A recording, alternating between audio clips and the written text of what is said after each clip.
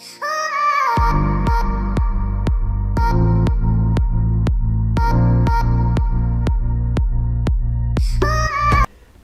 host of the Seat show, one two. Wakwa kanto kwebia no onim de eba na akwan.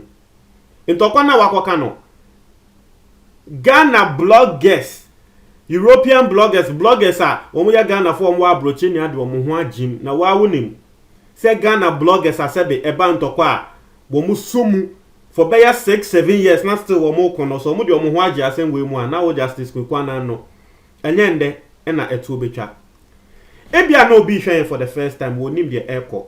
Mebo mo asem ni mu ntremu na wehu de eko me wi na me wo audio bi e wa ha say from a very popular blogger your friend the Nation blogger mebo audio no atremo. Asem ni na ene say yankasa one of the biggest blogger and one of the biggest YouTube channels Magraheb, just like what he always does. When your reaction on videos, music video, crowd to make a music video, no, we say, I say, and was say, we say, I say, Nipakoi, and you say, we say, Nipakoi, our editing video, no, can you answer what trying to say, because he is a videographer. The same thing, and I can de Japan, and Justice Kwekwana, when we show our Momuya, when we expose the Beduko Bini Obini me, and a Magra who said, Abi, and Yamabi wa in Chaye. Kennedy Japan and Kasasanya man Kennedy Japan and Kasakan and Magana phone the same things and a Magraheb so bosso. Justice Kwekwana say ni ko apai. Ena Magraheb emba apologize na Magraheb adia Magraheb kan ye no e yo no ankasa na adwen it holds no water. Say ye ne pakono adwen na it holds no water. Why do you want the person to come out and apologize? Emma Justice Kwekwana ekwa sending audios attention Emma Magraheb Edi Magraheb atem threaten Magraheb said dear what the beya Magraheb no wono abehu enye is you. He threatened the life of a YouTuber just because the YouTuber criticized him. And I therefore, do you know the interesting thing in all of these things? As someone Magraheb can ye say e was say womo ye no. The next time womo ye the Seat show no na afi Magraheb efuto na womo aye no na womo implement it. Womo show Franco Trading logo bi logo no na enye clean. Some white marks bi ewom. And a Magraheb ka say dabi mu na tu sisi ano munya views more than an international brand. There was some ye nyama professional. They are Justice Kwekwana ne ba bonten ebe kan central Magraheb no sa dey no asemo na Magraheb e kan se wo mo hwe na wo mo nya no na wo mo ahwe asolve sa problem no. It is wa criticize mu na wa solve problem na. The best thing you do ne kan say wo be ba bonten abeka se Magraheb ye da say criticism now the mind no ya hwe so e na ya ye sisi aye show no eko enim. But there Justice Kwekwana ye ne say wo ba bonten aba be di Magraheb atem sending the audio and the wobehu wobeman crofo wo Italy wa be peke Magraheb dia wode be ye no dia wode be ye ne life no wonu abehu dia beto no so one ba bonti abe pacho a wonu abehu threatening him just because the person criticized you. And the criticism no so enya say entro ye ni na ye can be I'll bring you a reaction. Say Justice Kwekwana no so de no ho be so. Yes, me the reaction be bro on in someone Ghana for on Justice Kwekwana if o hosti a year Kennedy Japan. Me the bebro na we hu say majority of people criticizing him no. It is say ye ni aye pese show no koso ye na wono no wo ye nyama bia e ma show no enkoso ye. Nti e na nkrofo criticizing no. Enya Magraheb pe a lot of Ghanaians eka okwa Twitter nkrofo boso nkrofo ka ho asem nti ya den e na wo ba e be threaten Magraheb.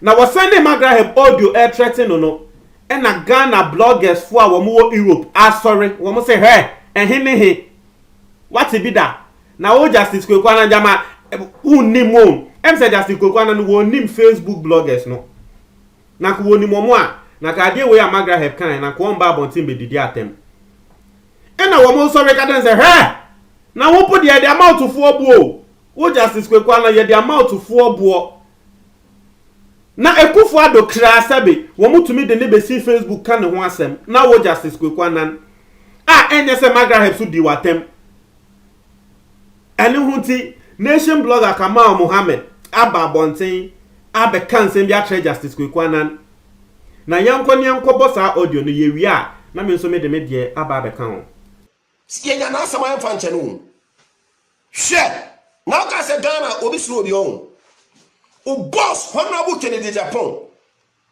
o boss no ono o interview no ono kra chew ono anko journalism school o ti direct o e ma wo ye ya de enso adi yatemo ya mu bi no ya de ho abo sacrifice ya de ho abo afole ya ma me no na ebre e de enuanom ba ye de se ya de ho abo afole e ne ene namu ya sacrifice children e ne ene namu yasim wo tina ho ama obi atwa video wa direct wa mosua e de ye ade o ka che o say no the next following week o ba no what correct your mistakes uwie ya won say a small boy and o ti akunyam enti uko bully no o start ya che de o ye Kofi Annan ya wo ofa na wo ofa Kofi Annan no wen Kofi Annan na wo ofa no wen wo threatening boy no wo kika nsem kese ya che no wo ofa na wo si Kofi Annan no tese ono wen bema ya nya nkwala o ma me ka se mi nchira o ade na wo so akosua no school no ya nkosua no school me ka bibia Justice Kwekwanan me metma chiro journalism work ba me nko hu school da ba metme de what trust na ma chiro se de esi kasa na ma chiro se de obeti ahihye won nsem de aba honestly gift yeah de no ya nyame na de cheyin o de ese ukotena classroom wa hu kasa esua no classroom da kwa mfie ko he Kumasi ahimfie na ko he otumfo mpanyimfo no omunko school da wo eso asem bi no omuntimi ni no ho school ebe tu nyansa Moses Abraham wo manko class 1 da wo eso ye bo omudin from omu ba enyande wo 10 years 1 years but still ye come asem Solomon on the wisest king oko school ben ye kase obi ye wisest ye kura ya dia tum at ye era ya dia tum said Solomon was the wisest king ya dia tum eti nyansa be na wo ka ho asem kasa be na wo ka ho asem share blogger se die ni so wo hye o mi do nyame udi to dina ti su kura be mo abo me na me ka kire but me be bobo wow voices na ma wura voices me wuram won se de si wura voice me be kire wo ne nation blogger me na me ka sa no ade na wo ye no wo e na so be pa ya chew enya Magraheb na wo be pa na chew wo be pa bloggers wa chew enya sa ye no wo de me ko Ramadan na wie 30 days me wie 30 days ni wie a me se ye no wo de kwan bia de wo be fa so ada na Ghana ai se kuro bia sebe ne ma ne ewu ne papa ewu Ghana ai se janka obi abie na no wo keka nsem hunu no wo fa no ho di Ghana ko ai se janka me be bo voices na ma body e boy ne kan ne ahwe sa wo kwan se obekwa akotretin na oya wo de wodi watem me ntimi ni watem because ene me ya fasting poni hwes be bia me de wo kokoko na nka me ye free sametima akasa me ba mo me hwe ade wa mo me hwe ade papa ipa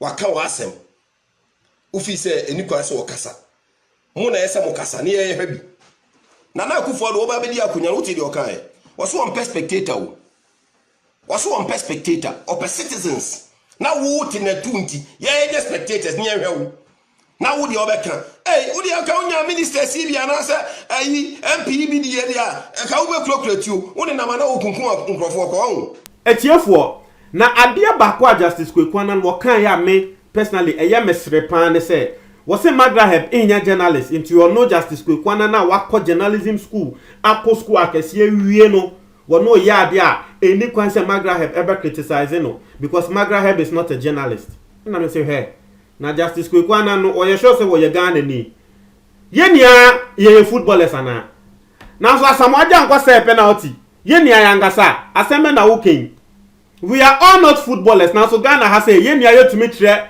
Say boy now wo born my pass. Boy now wo born my pass.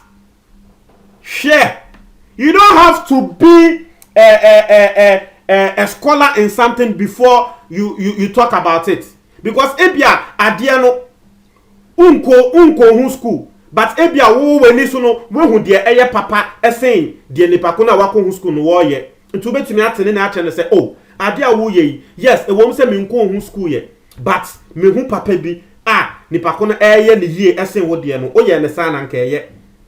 That doesn't mean say you can't criticize someone. Na me YouTube we ye de bia nkrofo ba be didi ya atem no.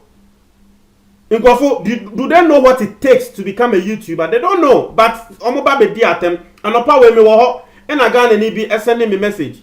Say ane me YouTube channel no wo obe comment bibi wase e na nkrofo e di na atem nti ni buefu e na wo inform me. E na me trend say papa eye ne kra me kra eye me YouTube channel kra me the stories ba nkrofo di matem enra me the story ba ya America Kelvin Taylor can say Kennedy Japan Kennedy Japan na ekum Ahmed no enra me ba be ka say enya ne kra say Kennedy Japan na ekum Ahmed no wo bi ba be di matem na me ka say against Kennedy Japan so nkrofo ba be di matem me ka trend ba ko no say he Ghana ha say wo be say wo ye bibi to say YouTube and na Facebook na wo ni akoma untumi because they be ebe di watem. Those people insulting me, are you telling me say they know the YouTube terrain? Do they know what it takes to even get views on YouTube? I'm going to say easy. Who create YouTube channel posting view? Who be who say who posting video? Who be who say video now we posting 1 month. Now when you have 2 views, our 2 views no, and you wo pekra and our you ask people, you think it's easy to be a YouTuber, but people come out and insult us. Some who feel say you can't give ya any more. Or ane dia wo mu omunim no enkoye. They come out and insult us. Masa criticism ne dia beba o. Na em say Justice Kwekwana no this is the first time. Em say na o radio so. It affairs of Waba TV so nti wo nim terrain no. Social media no.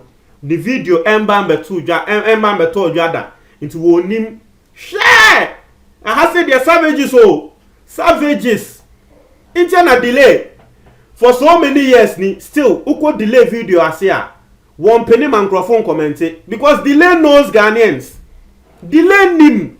So what my Ghana for ever comment here. Send ya video be send ya beba be di wonu delay na tem no. Iti delay ukwa.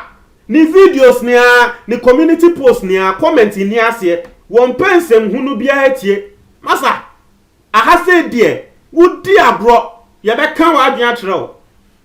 Udi abro ye be kan ya adwan akyerɛw na tie.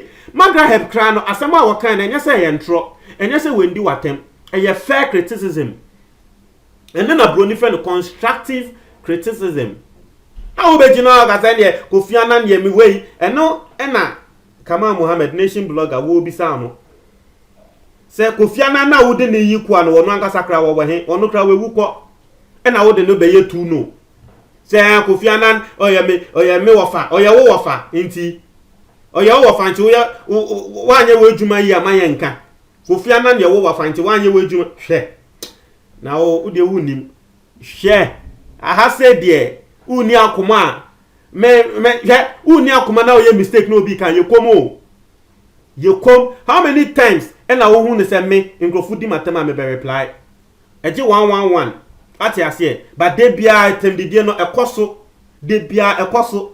And then, yes, in Krofosu Boma Baso, and also was some de Kahon. But in the deal, so coso. But it's okay, because that's the life we've chosen. It's not easy, but I fan is a Adia. Massa, attend the dear Kum Nipa and Kashatawali. Atam Mahama, Uncle Wu Yendo. Nanka President, Ekufuado Kranangu, Nanka Tresse with film, attend the dear Kum Nipa. Now they will go for it in attempt. Share. Don't try what your comment box, Nimu, Medase.